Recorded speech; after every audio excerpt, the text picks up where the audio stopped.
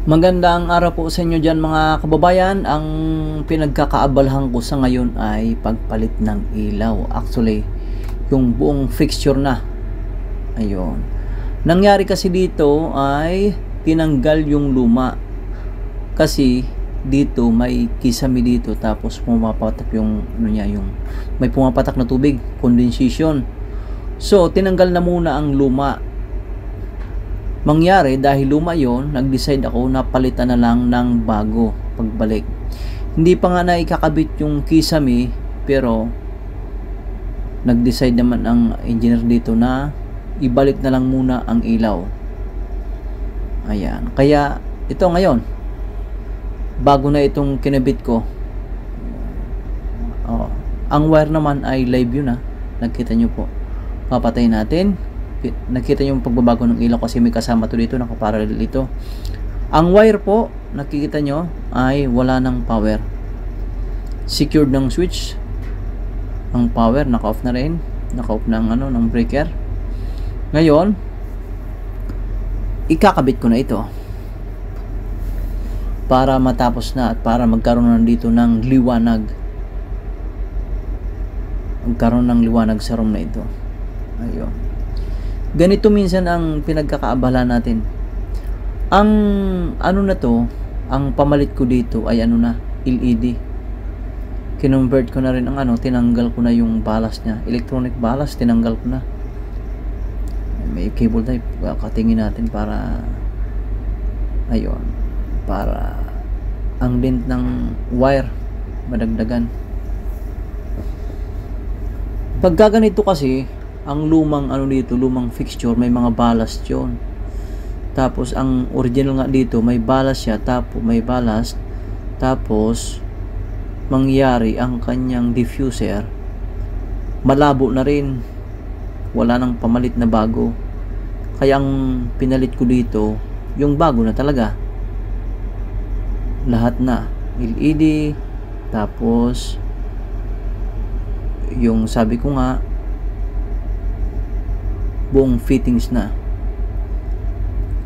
Ito may ground, ito ikakabit din natin para kung magkaroon ng earth fault, mababasa agad sa monitor natin, malalaman agad natin may earth fault. Okay, ayan. Tapos ang ating naman dito, yung wire natin dito ay ito. Wala na pong power ito sisiguraduhin po natin basta magtatrabaho tayo sa ganito, kailangan siguradong naka-off ang power. Hindi lang basta switch lalo na kung isang cutting lang ng switch tulad dyan sa atin.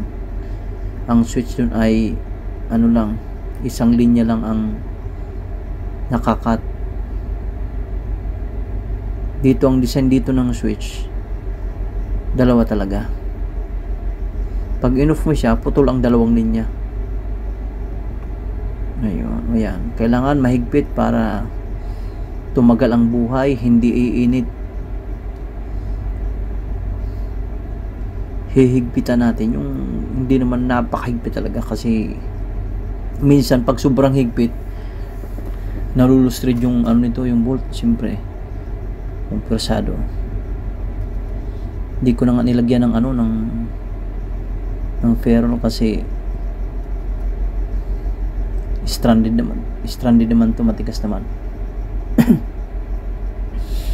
Tapos ang nito, yung wire nito, magkabilaan ito, pwede itong kabitan kasi may nakalink ito dun sa kabilang terminal block. Ayun. Tapos ito plug lang yan, kaya madali lang pag kinabit natin ito sa ating sa wiring ng ating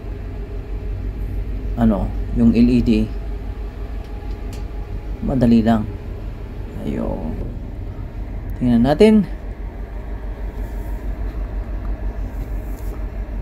Marami na po akong video, pwede nyo pong bisitahin aking channel kung ngayon lang po kayo nagawi sa channel na to.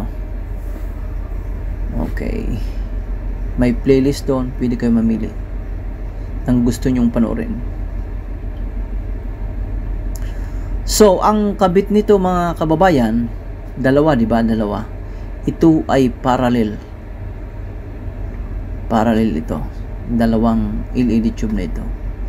Tapos, ang linya nito, line to line. Sa isang side na lang, hindi na magkabilaan kasi tinanggal ko ng dalawang ballast. Hindi, ang electronic ballast, nag-iisa lang kasi bago ito, tinanggal ko ang electronic ballast. Originally, ang nakakabit dito, yung luma, dalawa, isa bang ballast yun? Isa ang ballast, dalawa ang nakakabit na fluorescent tube. Ang connection ng fluorescent tube na dalawa ay series. Mayroon akong pinakita dito sa aking channel, may video ng fluorescent na series.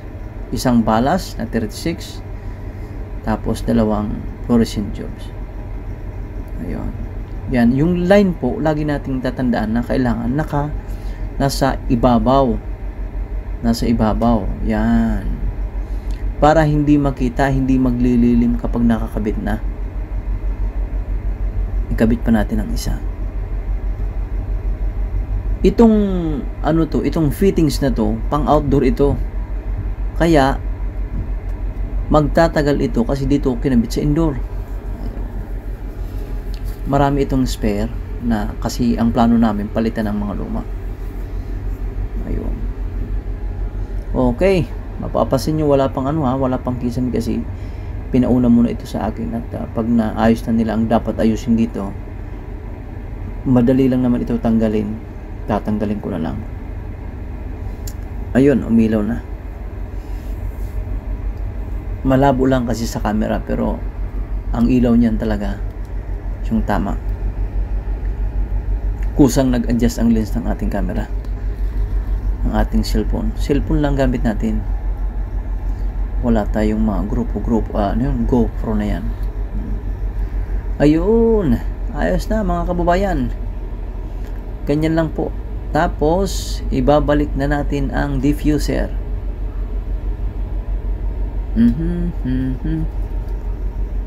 Ito naman ay sisiguraduhin natin na nakalapat ng maayos kasi matigas ito i-clip pag ganito. Tapos ang paikot nito may rubber. Ito yung nagsisilyo sa sa lahat ng gilid para hindi pumasok ang tubig kasi pang outdoor nga itong fixture na ito. Okay po mga kababayan, maraming salamat po sa inyong panonood. Kung gusto nyo pang bisitahin aking video, malaya po kayong manatili sa aking channel. May playlist tayo, marami na rin video. Thank you po ulit. Sana po supportahan nyo ang channel na ito.